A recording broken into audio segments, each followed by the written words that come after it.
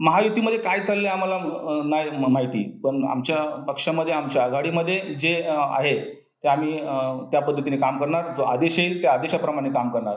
आणि या मतदारसंघाची परिस्थिती शिवसेनेला अनेक वर्ष अनुकूल आहे. या ठिकाणी महाराष्ट्राची एक परंपरा आहे की गद्दारांना या ठिकाणी कधीही स्थान दिलं जात नाही आणि गद्दारांना पाठीशी घेतलं जात नाही. आणि शिवधन मतदारसंघामध्ये ज्यांचं आपण नाव घेत आहे त्यांचं जे दुभंगलय म्हणताय आणि त्यांचा एक गट निर्माण झाला आहे, त्या गटाचा शिवधन ह्या मतदारसंघामध्ये काहीही ताकद नाही आहे. त्यामुळे या ठिकाणी उद्धव बाळासाहेब ठाकरे यांचीच पुढे बोलबाला चालेल, एवढंच या ठिकाणी आपल्याला मी सांगतो. ज्या पद्धतीने या या या सरकारचं राजकारण चालू आहे आणि गद्दार, मी पुन्हा एकदा शब्द वापरतो, गद्दारांना महाराष्ट्र पाठीशी घालत नाही. आणि म्हणून गद्दारांनी कितीही योजना आणल्या आणि कितीही त्या महिलांच्या असू दे इतर कुठल्या योजनेला लोक भीक घालणार नाही आहेत. आणि जे करायचं आहे लोकांना, ज्या पद्धतीने कोरोना काळामध्ये आदरणीय उद्धव बाळासाहेब ठाकरे यांनी ज्या पद्धतीने काम केलंय, अजूनही जनता विसरलेली नाही. शिवधन मतदारामधला जो मुस्लिम बांधव आमचा सुद्धा आहे, ते सुद्धा या सगळ्या गोष्टी विसरलेल्या नाहीत आणि त्याचीच परिणिती म्हणून या पुढच्या निवडणुकीमध्ये आपल्याला दिसेल.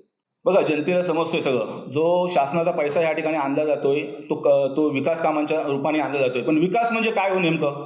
या ठिकाणचे रस्ता झाला, तो रस्ता 6 महिन्यामध्ये वाहून जातोय, याला विकास म्हणायचा आपण? माझा प्रश्न या विरोधकांना किंवा या सत्ताधाऱ्यांना की आपण विकास नेमका काय केला आहे? आपण या ठिकाणी रोजगार उपलब्ध करून दिलात का? याचं उत्तर द्या. या ठिकाणी कुठली इंडस्ट्री आणली का? याचं उत्तर द्या.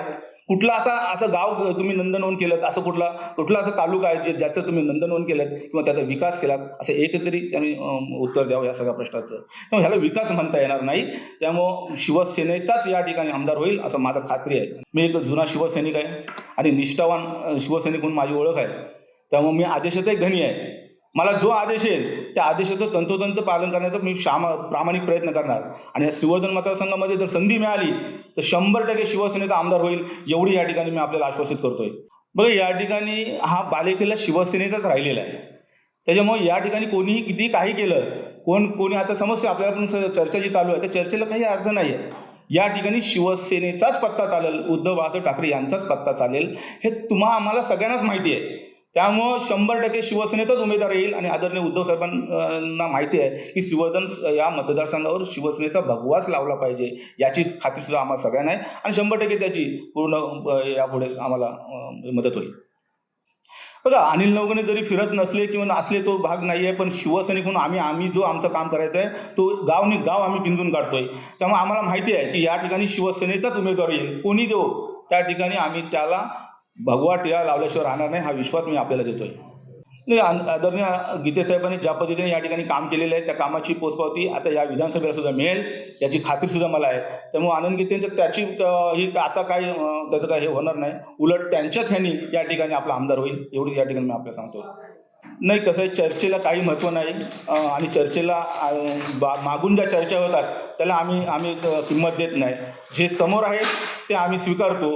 हा शिवसैनिकाचा एक हे आहे. त्यामुळं मागे काय चालेल आम्हाला माहीत नाही. शिवसैनिकच या ठिकाणी आमदार होईल, एवढंच या ठिकाणी सांगतो मी. 100% जाणार.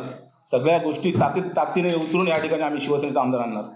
धडक बेधडक वृत्त देणाऱ्या आपल्या शिवसत्ता टाइम्स न्यूज चॅनलला लाल बटन दाबून सबस्क्राईब करा आणि बेल आयकॉनला क्लिक करायला विसरू नका.